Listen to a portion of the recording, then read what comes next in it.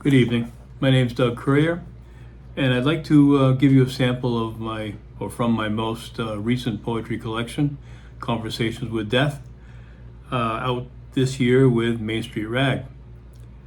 First of all, let me tell you that a lot of the poems are about death, and for me, death is always female, given the nature of the Spanish, really.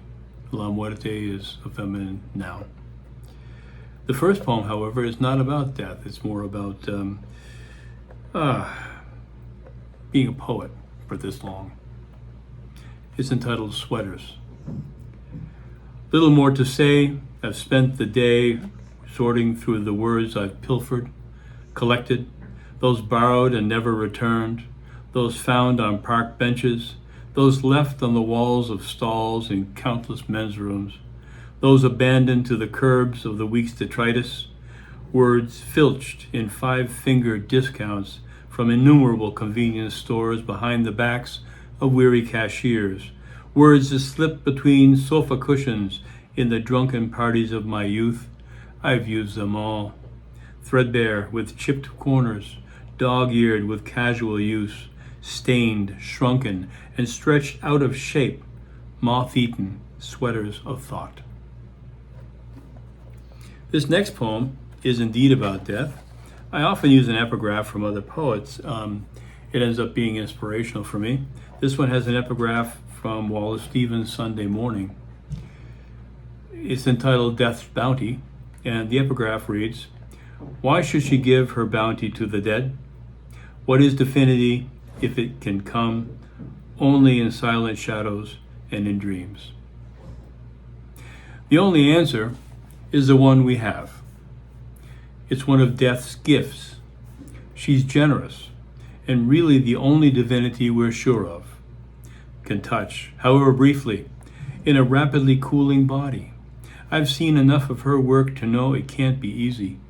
The dead weight of bodies in hospital morgues, funeral homes, the raked dirt of front yards, shallow roadside graves, the displacement of water.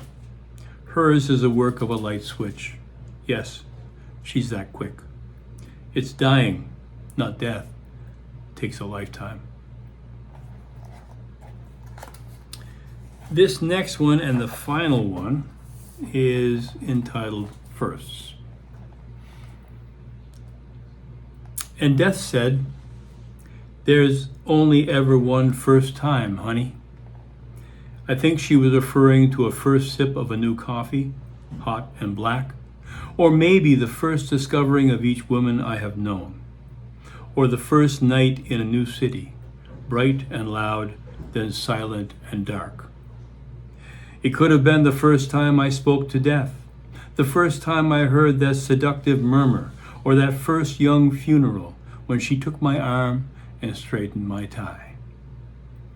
Perhaps she was remembering the first time I fell out of the sky, the moment I learned to deal death and practiced that first salute, that first admission.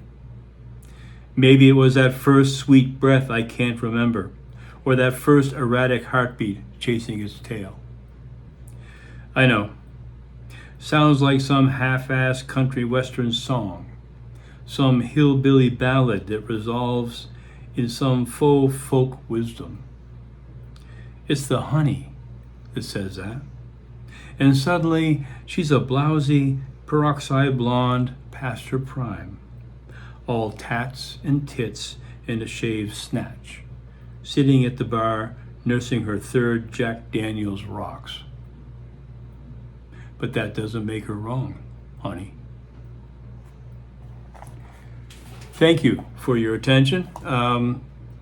Again, for those of you who have pre-ordered Conversation with Death, I really appreciate it. For those of you who haven't, please consider doing that. Go to the Main Street Rag website and just type in my name. Thanks a lot. Good evening.